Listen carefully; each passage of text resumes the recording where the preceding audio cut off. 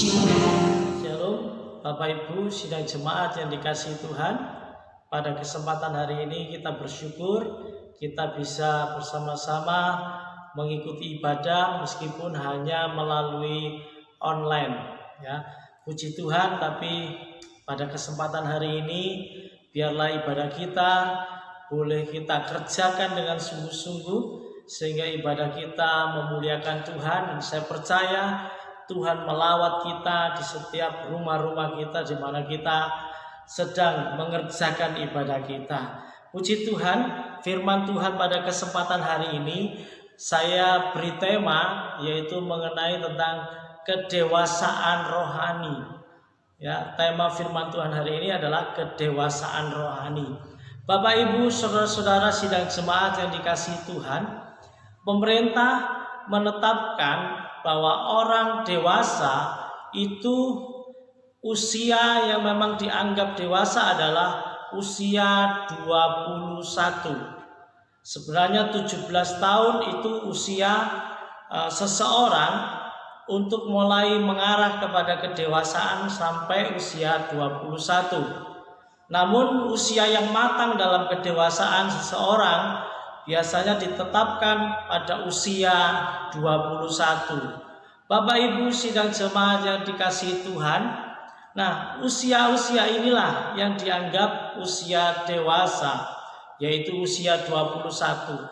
Namun tidak jarang kita mendapati orang-orang yang sudah berusia usia 21 yang dianggap dewasa, namun sifatnya masih kekanak-kanakan, dan itu terjadi di dalam kehidupan secara umum.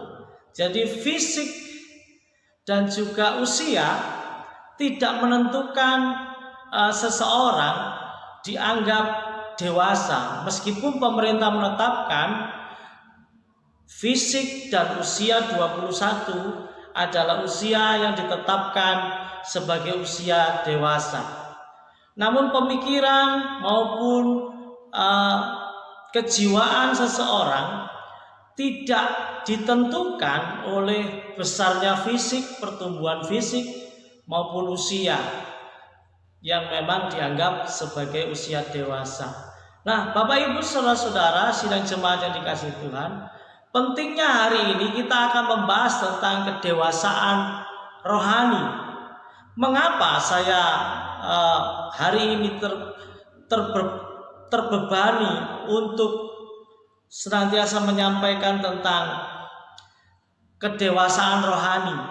Karena Alkitab mengatakan bahwa kedewasaan rohani itu menjadi tugas tanggung jawab. Pendewasaan rohani sidang jemaat itu menjadi tugas tanggung jawab seorang hamba Tuhan. Apalagi saya sebagai seorang gembala. Tentu saja pendewasaan rohani umat Tuhan, khususnya jemaat GBS Pelita Kasih, adalah menjadi tanggung jawab dan tugas saya sebagai seorang gembala untuk mendewasakan umat secara rohani. Bapak Ibu saudara-saudara yang dikasihi Tuhan, pendewasaan rohani ini kita bisa melihat menjadi tugas seorang hamba Tuhan. Kita bisa melihat di dalam Efesus 4 ayat yang ke-11 sampai dengan ayat yang ke-13. Ini tanggung jawab dan tugas seorang hamba Tuhan dalam pendewasaan rohani. Efesus pasal yang keempat ayat yang ke-11 sampai dengan 13. Di sana dikatakan, Bapak Ibu menyimak dengan baik, dan ialah yang memberikan baik rasul-rasul maupun nabi-nabi, baik pemberita-pemberita Injil maupun gembala-gembala dan pengajar-pengajar, untuk memperlengkapi orang-orang kudus bagi pekerjaan pelayanan, bagi pembangunan tubuh Kristus, sampai kita semua telah mencapai kesatuan iman dan pengetahuan yang benar tentang anak Allah, kedewasaan penuh dan tingkat pertumbuhan yang sesuai dengan kepenuhan Kristus. Firman Tuhan menjelaskan dengan sangat jelas sekali bahwa tugas daripada rasul, nabi, penginjil, pemberita Injil, gembala, dan juga pengajar-pengajar adalah mendewasakan rohani gereja Tuhan. Oleh sebab itu, kali ini tema tentang kedewasaan rohani menjadi tanggung jawab tugas pelayanan yang memang harus saya emban sebagai seorang hamba Tuhan, yaitu seorang gembala. Bapak Ibu saudara-saudara yang dikasihi Tuhan, kedewasaan secara fisik dianggap dewasa diukur dari pertumbuhannya. Fisik semakin bertumbuh menjadi besar, usia juga semakin bertambah. Jadi kalau kita mengukur seseorang dari kedewasaan, kita bisa mengukur orang itu semakin dewasa karena fisiknya juga semakin bertumbuh besar dan juga usianya juga semakin bertambah dari kehidupan sebelumnya, yaitu anak-anak. Bapak Ibu saudara-saudara yang dikasihi Tuhan, fisik atau pertumbuhan kedewasaan seseorang bisa diukur. Namun bagaimana sekarang dengan kedewasaan secara rohani? Apa yang menjadi ukuran seseorang dianggap dewasa rohani? Ini yang menjadi pertanyaan kita bersama-sama untuk kita boleh bersama-sama pelajari. Tentu saja ukuran kedewasaan rohani seseorang ditentukan oleh bagaimana seseorang itu di dalam Tuhan benar-benar bisa menjadi pelaku firman. Bapak Ibu saudara-saudara, jadi seseorang yang percaya kepada Yesus, seseorang yang sudah percaya kepada Tuhan, bisa diukur kedewasaan rohaninya dari kehidupannya yang benar-benar semakin hari semakin bisa melakukan firman Allah, semakin hari semakin menjadi pelaku-pelaku firman Allah. Bapak Ibu saudara-saudara yang dikasihi Tuhan, namun ada firman Tuhan yang sungguh luar biasa yang akan mengajar kita pada kesempatan hari ini untuk kita bisa memahami kedewasaan rohani dari kehidupan kita orang-orang yang percaya. Mari kita bersama-sama melihat di dalam firman Tuhan yang terdapat di dalam 1 Korintus 13. Kita akan membuka firman Tuhan di dalam 1 Korintus 13 ayat yang ke-11, Bapak Ibu Saudara. 1 Korintus 13 ayat yang ke-11. Ya, 1 Korintus 13 ayat yang ke-11.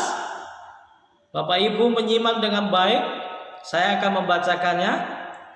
Ketika aku kanak-kanak, aku berkata seperti kanak-kanak.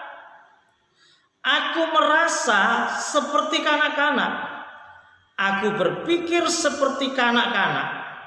Sekarang sesudah aku menjadi dewasa, aku meninggalkan sifat kanak-kanak itu. Bapak Ibu saudara-saudara, firman Tuhan yang terdapat di dalam 1 Korintus 13 ayat yang ke-11 begitu jelas. Kalau seseorang dianggap dewasa rohani diukur dari kehidupannya sebagai pelaku firman, maka ciri-ciri orang yang dewasa rohani kita bisa dapati, kita bisa lihat melalui kebenaran firman Tuhan ini. Kita bisa belajar bersama-sama. Dikatakan bahwa ketika aku kanak-kanak, aku berkata seperti kanak-kanak. Bapak Ibu saudara-saudara yang dikasihi Tuhan, ternyata seseorang itu dianggap dewasa dalam kerohaniannya. Bapak Ibu saudara-saudara, bisa dilihat dengan cara berkata-kata. Alkitab mengatakan, ketika aku kanak-kanak, aku berkata seperti kanak-kanak. Jadi Bapak Ibu saudara, bagaimana cara berkata-kata anak-anak dengan orang dewasa sangatlah berbeda. Oleh sebab itu ini menjadi ciri bagi orang-orang yang dewasa rohani. Kita bisa melihat dalam kehidupannya sebagai seorang yang percaya bagaimana dia berkata-kata. Bapak Ibu saudara, firman Tuhan juga mengatakan di dalam kitab Matius, ya, kita akan lihat bersama-sama di dalam Injil Matius 15, Injil Matius 15 ayat yang ke-18, Bapak Ibu saudara. Injil Matius 15 ayat yang ke-18. Ya, Injil Matius 15 ayat yang ke-18. Bapak Ibu bisa menyimak, saya akan membacakannya. Tetapi apa yang keluar dari mulut berasal dari hati, itulah yang menajiskan orang. Bapak Ibu saudara-saudara, kalau tadi dikatakan bahwa seseorang yang dewasa rohani bisa dilihat dari cirinya, yaitu bagaimana cara dia berkata-kata. Nah, kenapa perkataan ini menjadi sebuah cerminan orang yang sudah dewasa rohani? Karena Alkitab sendiri mengatakan bahwa apa yang keluar dari mulut kita itu berasal dari hati, Bapak Ibu saudara-saudara. Oleh sebab itu, kedewasaan rohani itu selalu bisa dilihat dari bagaimana dia berekspresi dalam perkataan, bagaimana dia berkata-kata dalam berkomunikasi dengan sesamanya. Ini bisa dilihat bahwa seseorang itu dinyatakan atau dilihat sebagai seorang yang dewasa rohani. Oleh sebab itu sangat penting Bapak Ibu saudara dalam kita melihat atau kita sendiri mungkin bisa mengoreksi diri kita. Bagaimanakah selama ini kita berkomunikasi? Bagaimanakah kita berkata-kata, menjalin interaksi dengan sesama kita? Bagaimana kita berkomunikasi? Dan komunikasi kita, perkataan kita itulah yang mencerminkan kehidupan kita. Bagaimanakah kita dianggap sebagai orang yang dewasa rohani? Bapak Ibu saudara-saudara yang dikasihi Tuhan, firman Tuhan sangat jelas bahwa apa yang keluar dari mulut itu berasal dari hati. Ini yang perlu kita pahami Bapak Ibu saudara-saudara di dalam kehidupan kita. Dan Tuhan juga banyak mengajarkan kepada kita orang-orang yang percaya bahwa ada hal-hal yang sangat penting melalui perkataan, melalui ucapan bibir kita yang sungguh-sungguh harus kita selaraskan dengan firman Tuhan.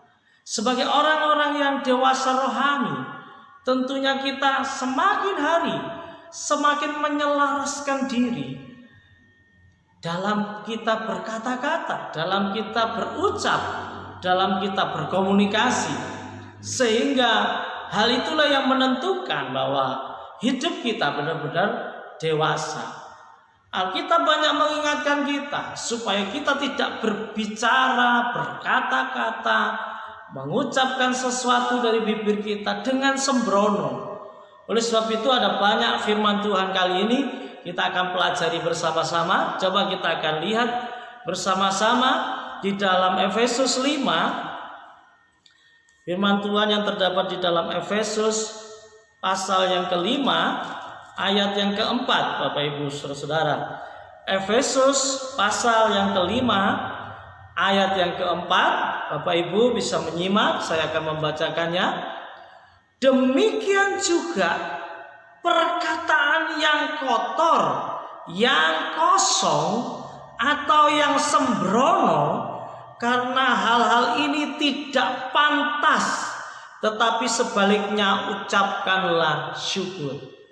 Jadi Bapak Ibu Saudara yang dikasihi Tuhan, tema perikop yang kita baca pada pasal Efesus pasal 5 adalah menyatakan bahwa hidup sebagai anak-anak terang.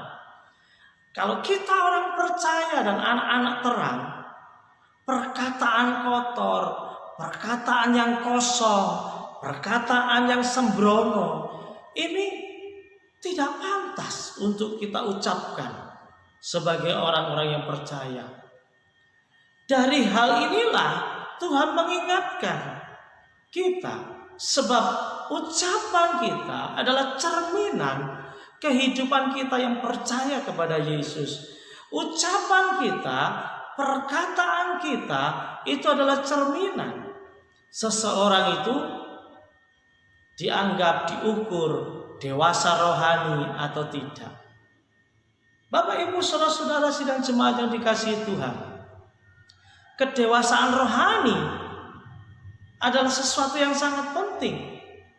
Bahkan itu yang sangat ditekankan oleh firman Allah. Sebab gereja Tuhan, orang-orang percaya adalah mempelai wanita surga.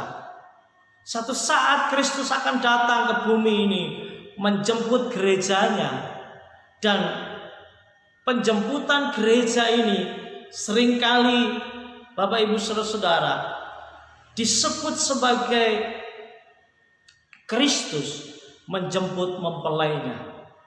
Gereja akan dijemput oleh Kristus sebagai mempelai pria surga dan dibawa ke tempat di mana Kristus ada. Oleh sebab itu, kalau kita gereja Tuhan adalah mempelai wanita surga, tentu saja Kristus datang akan menjemput mempelai yang dewasa, bukan mempelai yang anak-anak, mempelai yang siap, di mana Kristus menjemput mempelainya yang sudah mampu berdandan, mempelai yang sangat dewasa. Itulah yang Tuhan cari di dalam kehidupan Tuhan, yaitu menjemput gerejanya yang siap. Dan gereja yang siap adalah gereja yang dewasa, yang siap untuk bertemu mempelai pria surga. Oleh sebab itu menjadi tugas seorang gembala sangat penting, seperti yang dikatakan oleh firman Tuhan, bahwa pendewasaan kehidupan rohani jemaat menjadi tugas dan tanggung jawab yang sungguh luar biasa, sungguh mulia, dan ini sangat penting di dalam kehidupan kita. Apakah kita sudah mengarah kepada kedewasaan rohani sehingga kita siap menjadi mempelai-mempelai yang Tuhan harapkan di dalam kemuliaannya? Bapak Ibu saudara-saudara yang dikasihi Tuhan, oleh sebab itu cara kita berkata-kata, cara kita berucap menentukan kedewasaan rohani kita. Kalau hidup kita sudah diperbaharui oleh firman Tuhan, sudah mengenal Dia, tentu saja kita tidak berbicara sembrono, tentu saja kita tidak berkata-kata dengan perkataan yang kosong, tentu saja kita tidak berkata-kata kotor, melainkan ucapan kita mengikuti kehidupan rohani kita yang terdalam dalam manusia batiniah kita yang sudah diperbaharui di dalam Tuhan. Bapak Ibu saudara-saudara, ini yang pertama.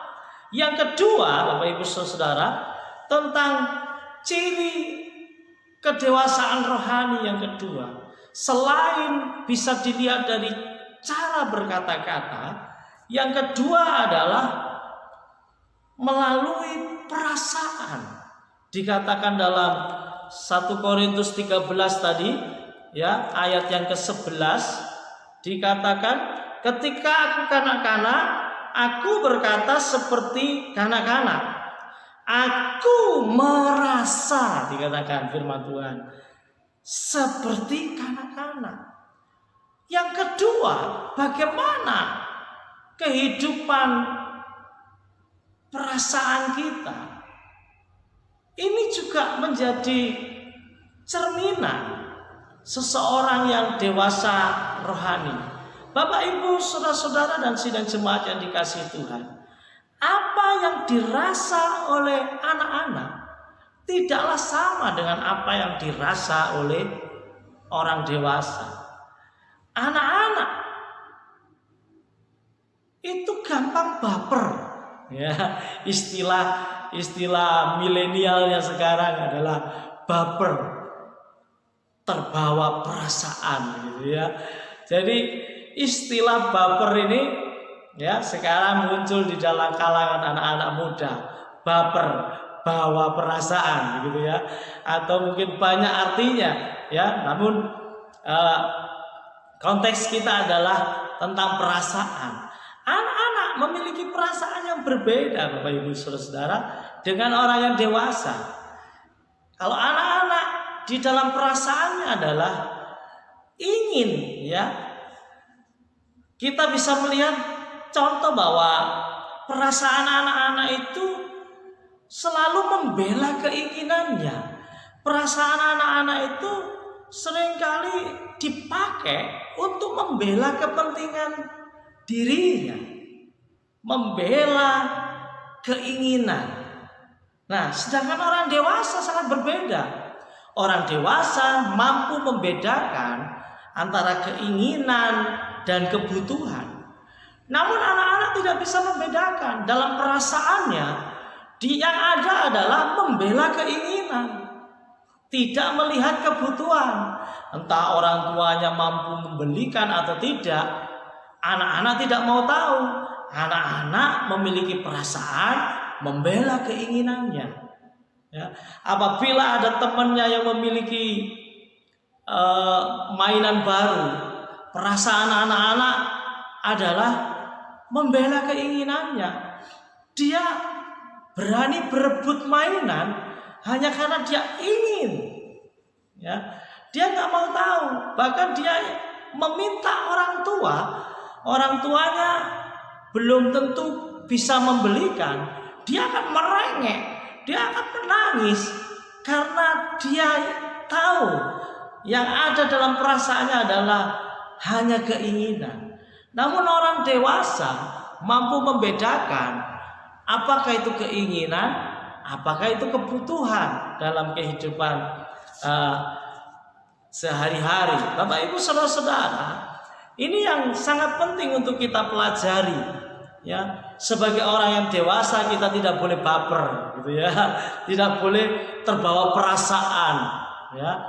Kita harus bisa membedakan keinginan dan kebutuhan. Semua orang mengingini banyak hal, namun apakah itu kebutuhan yang sangat primer atau kebutuhan yang sifatnya sekunder, kita pasti bisa menentukan. Dan itu kita sesuaikan dengan kemampuan kita. Seseorang yang dewasa bisa menyesuaikan dengan kemampuannya. Kalau kemampuannya tidak sanggup untuk hal itu, maka harus dilihat apakah ini benar-benar kebutuhan yang sangat primer atau justru kebutuhan yang hanya bersifat keinginan saja. Ya, sehingga kita tidak terbawa kepada kesulitan-kesulitan, kesukaran yang justru akan membelit kehidupan kita sendiri. Bapak Ibu saudara, ada orang-orang yang hanya senantiasa mengingini. Tetangga baru memiliki ini, dia mengingini, ya, melihat perkembangan dunia modern, HP yang semakin mereknya semakin begitu luar biasa, terus ada inovasi-inovasi baru, pabrik handphone atau apa untuk menerbitkan keluaran-keluaran baru. Kalau orang hanya mementingkan keinginan, dia akan terbelit kepada kesulitan dan kesukaran hidup, karena dia akan mengupayakan meskipun hidupnya tidak mampu membelinya, maka dia akan mengupayakan dengan hal-hal yang tentu saja tidak berkenan kepada Tuhan. Bapak Ibu Saudara, pentingnya hal ini dalam kehidupan kita. Oleh sebab itu, di dalam 1 Korintus 3 pasal yang ketiga, ya, 1 Korintus 3 pasal yang ketiga, kita akan membuka 1 Korintus 3 ayat yang ketiga. Demikianlah firman Tuhan, karena kamu masih manusia duniawi, sebab jika di antara kamu ada iri hati dan perselisihan, bukankah hal itu menunjukkan bahwa kamu manusia duniawi dan bahwa kamu hidup secara manusiawi, ya, secara manusiawi. Ya, kita lanjutkan pada ayat yang 1, ya, kita membaca ayat yang di atas, ya. Dan aku, saudara-saudara, pada waktu itu tidak dapat berbicara dengan kamu seperti dengan manusia rohani, tetapi hanya dengan manusia duniawi yang belum dewasa dalam Kristus. Bapak Ibu saudara-saudara yang dikasihi Tuhan, manusia rohani berbeda dengan manusia duniawi. Dan Alkitab mengatakan bahwa manusia duniawi adalah manusia yang belum dewasa di dalam Kristus. Dan sungguh mengerikan Bapak Ibu Saudara, apabila kehidupan manusia kita adalah manusia yang belum dewasa dalam Kristus. Manusia duniawi. Dikatakan pada ayat yang ketiga tadi, bahwa manusia duniawi itu yang ada dalam perasaannya adalah hanya iri hati dan perselisihan, Bapak Ibu Saudara. Jadi yang ada dalam hatinya itu adalah iri hati dan perselisihan. Oleh sebab itu sangat tidak baik, sangat tidak baik kalau kita sebagai orang percaya kita masih dikategorikan sebagai manusia duniawi, manusia yang belum dewasa dalam Kristus. Sebab dengan kehidupan kita yang seperti itu, perasaan kita cenderung tidak bisa membedakan antara keinginan dan kebutuhan, sehingga yang ada dalam perasaan kita adalah iri hati dan perselisihan. Oleh sebab itu ada banyak komunitas gereja yang seringkali Bapak Ibu Saudara, komunitas gereja terjadi banyak perselisihan, terjadi banyak perpecahan dalam komunitas gereja, karena orang-orang di dalamnya hidupnya belum dewasa, hidupnya masih kekanak-kanakan, yaitu perasaannya masih seperti kanak-kanak.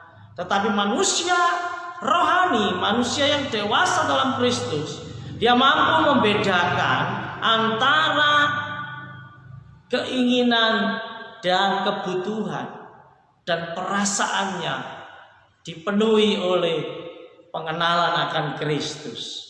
Ini yang sangat penting dalam kehidupan kita, Bapak Ibu Saudara. Puji Tuhan, itu yang kedua. Oleh sebab itu kita perlu, sangat penting sekali untuk kita melihat apakah kita masih suka baper. Nah, apakah hidup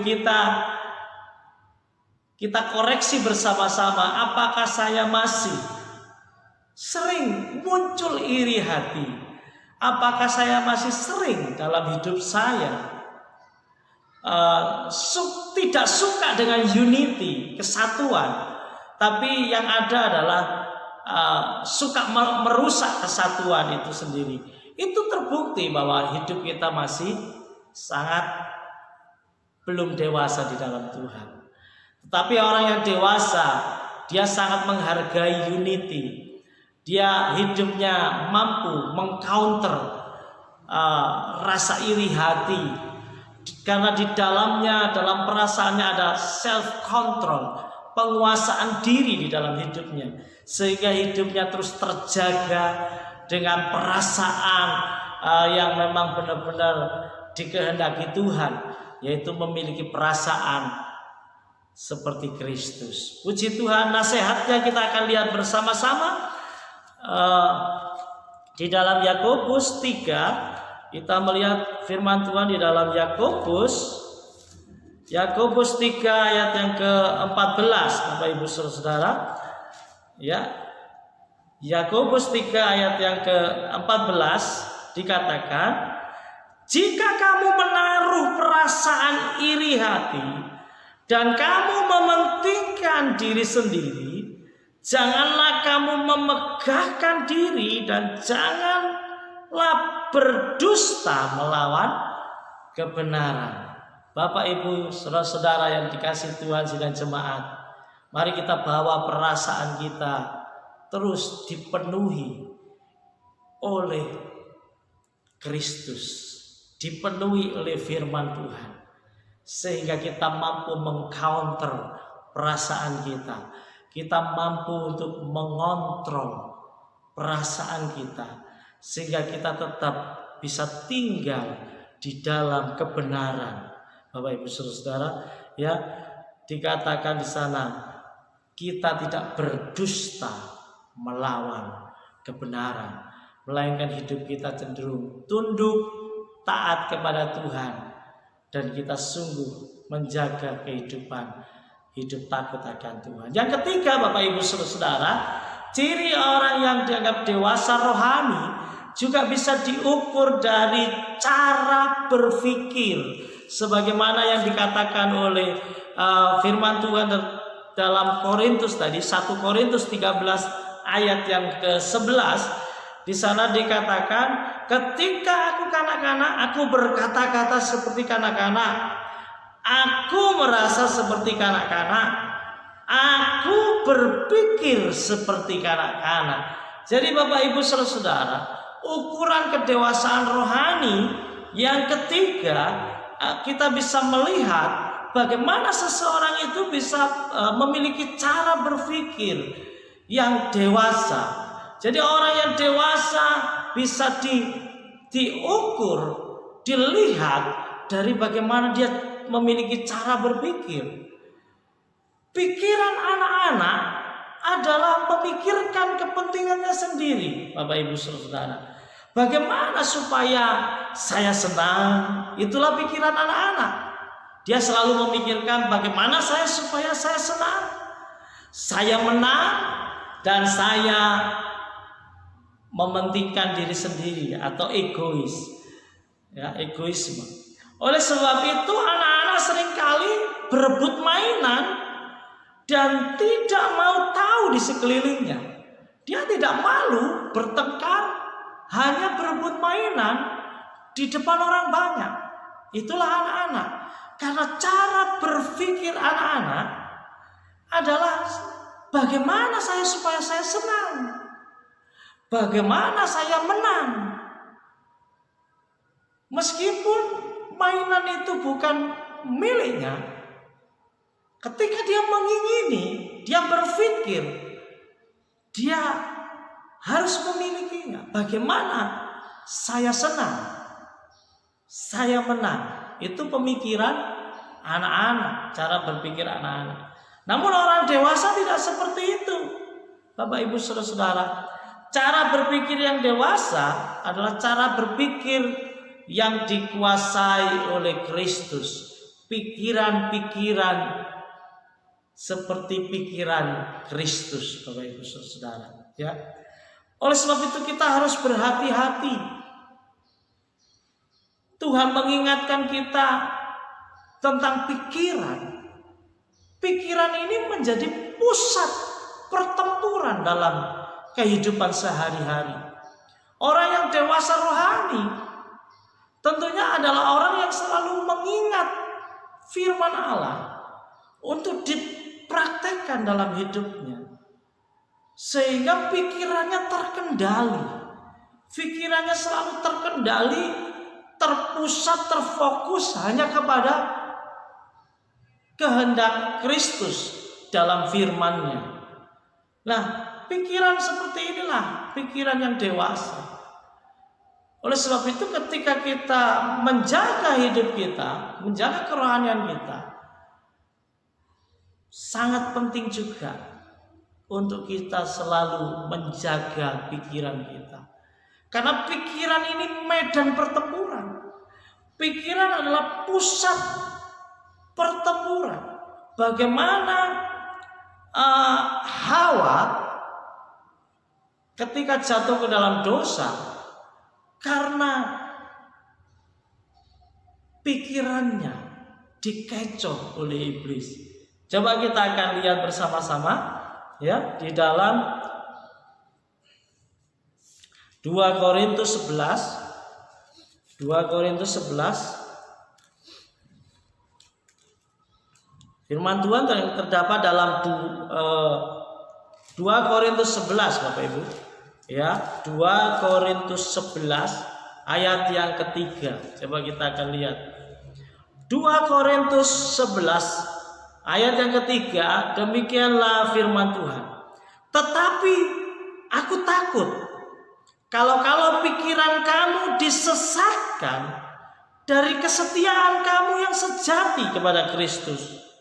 Sama seperti Hawa diperdaya oleh ular itu dengan kelicikannya. Bapak Ibu saudara-saudara yang dikasihi Tuhan, kita bisa melihat bahwa pikiran kita adalah medan pertempuran. Hawa jatuh, manusia jatuh dalam dosa karena kelicikan si ular yang memperdaya pikiran mereka.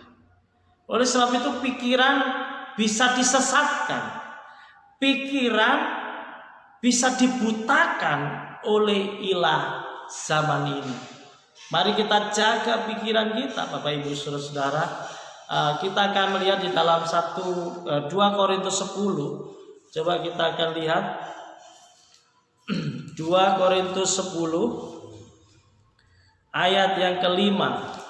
2 Korintus 10 ayat yang kelima, Bapak Ibu saudara. 2 Korintus 10 ayat yang kelima, demikianlah firman Tuhan. Kami mematahkan setiap siasat orang dan merubuhkan setiap kubu yang dibangun oleh keangkuhan manusia untuk menentang pengenalan akan Allah. Kami menawan segala pikiran dan menaklukkannya kepada Kristus. Ini yang penting di dalam kehidupan kita, untuk kita selalu menjaga pikiran kita, menawan dan menaklukkannya di dalam Kristus, supaya pikiran kita terus ada dalam firman Tuhan, selaras dengan firman Tuhan.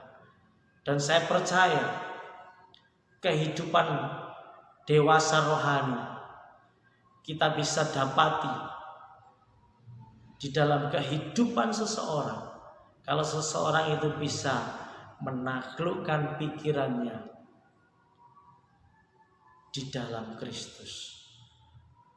Dan saya percaya kehidupan dewasa rohani akan menjadi berkat bagi banyak orang. bukan justru menjadi cibiran-cibiran yang tidak menjadi kesaksian. Bahkan justru kehidupan yang semacam itu akan mempertontonkan kehidupan kekanak-kanakan dan kehidupan yang jauh dari firman Tuhan, kehidupan yang memalukan dan kehidupan yang sungguh tidak mempermuliakan Kristus dan hanya mempermuliakan dirinya sendiri dengan keangkuhan-keangkuhan dan kepentingan diri sendiri. Oleh sebab itu mari kita jaga pikiran kita untuk kita terus selaras dengan firman Tuhan, karena itulah ciri-ciri orang yang dewasa rohani. Hidup kita akan terlihat dewasa rohani karena terlihat dari cara berkata-kata kita. Kita tidak sembrono menggunakan mulut kita untuk memperkatakan, mulut kita untuk berkomunikasi, mulut kita untuk berkata-kata, melainkan kita pakai mulut kita ini untuk memuliakan Tuhan. Sebab tidak boleh dari mulut yang satu itu keluar berkat, dan juga dari mulut yang satu itu keluar kutuk. Itu yang Tuhan ingatkan, supaya mulut kita benar-benar dikendalikan oleh Tuhan. Mulut kita adalah menjadi mulut yang memberkati banyak orang. Amsal mengatakan bahwa siapa yang suka menggemakan lidah, maka dia akan memakan buahnya. Mari kita hati-hati dengan perkataan kita. Mari kita terus membawa hati kita selaras dengan Tuhan. Maka kalau hati kita selaras dengan Tuhan, apa yang kita keluarkan dari mulut kita, perbendaharaan kata-kata kita adalah kata-kata yang memberkati. Dan juga Bapak Ibu Saudara, perasaan kita bawa perasaan yang selaras dengan Kristus. Cara berpikir kita adalah cara berpikir seperti Kristus. Dan saya percaya pikiran yang ditundukkan, ditaklukkan, dan ditundukkan kepada Kristus, pikiran itu akan menghasilkan pikiran-pikiran yang sangat berguna bagi banyak orang, yang sangat memberkati banyak orang, bukan justru pikiran-pikiran yang jahat yang akan mencelakakan banyak orang. Bapak Ibu Saudara-saudara yang dikasihi Tuhan, mari jemaat Tuhan, kedewasaan rohani akan terjadi dalam hidup kita ketika kita mau meninggalkan sifat kanak-kanak itu. Mari kita buang cara berkata-kata seperti kanak-kanak itu. Mari kita buang cara perasaan kita yang seperti kanak-kanak. Mari kita buang, mari kita tinggalkan cara berpikir yang seperti kanak-kanak. Dan kita mau memulai hidup kita menjadi manusia baru, manusia yang terus melekat kepada kasih karunia Kristus.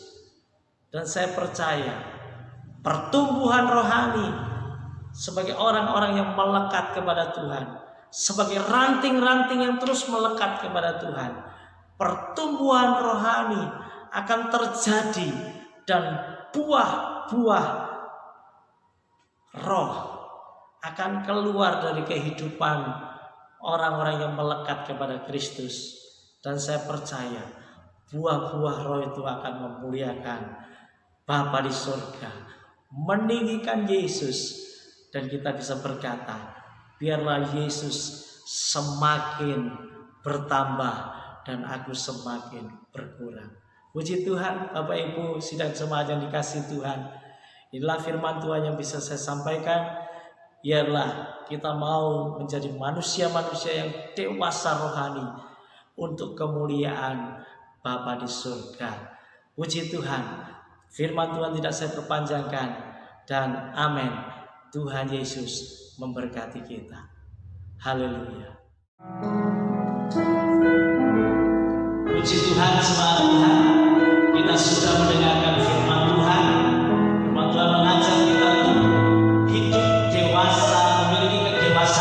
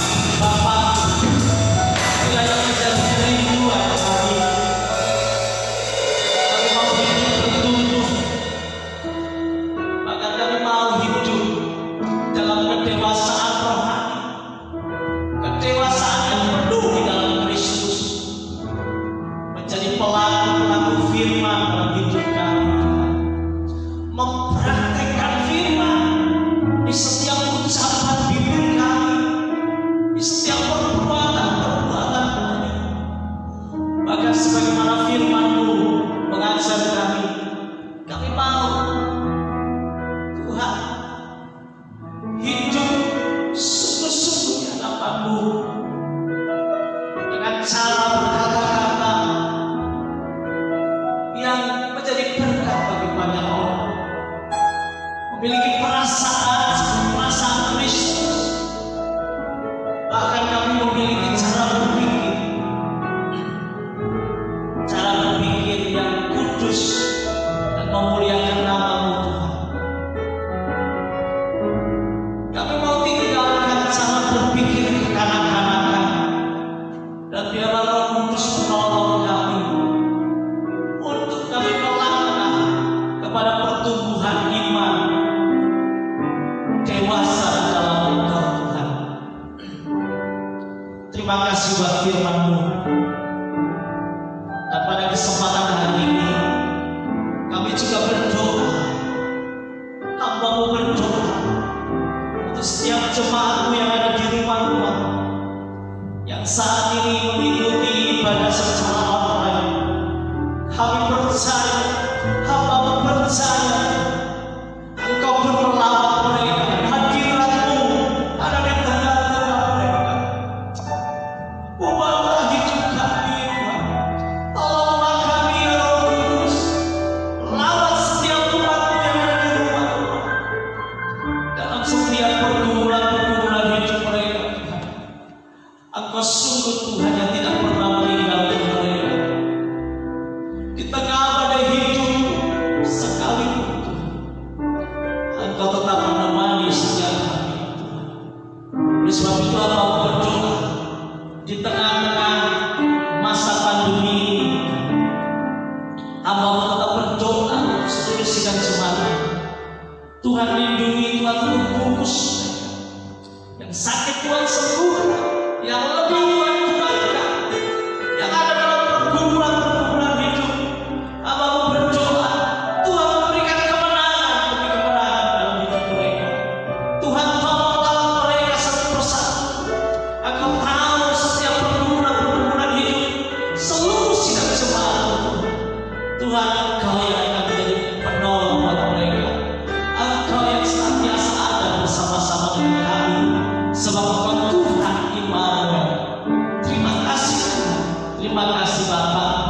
Engkau berkati setiap rumah tangga. Engkau berkati setiap kehidupan anak-anakmu semuanya, dalam pekerjaan, usaha pekerjaan mereka. Tuhan, Engkau juga akan menolong dan Engkau melindungi setiap umat-Mu. Terima kasih Tuhan Yesus. Terima kasih Tuhan. Kami bersyukur kepada Engkau, dan kini saatnya Engkau akan memberkati seluruh sidang jemaat-Mu Tuhan. Kami juga berterima kasih untuk persembahan dari setiap umat-Mu yang sudah mereka kumpulkan bagi pekerjaan-Mu, dan yang Tuhan mengembalikan berlipat kali ganda.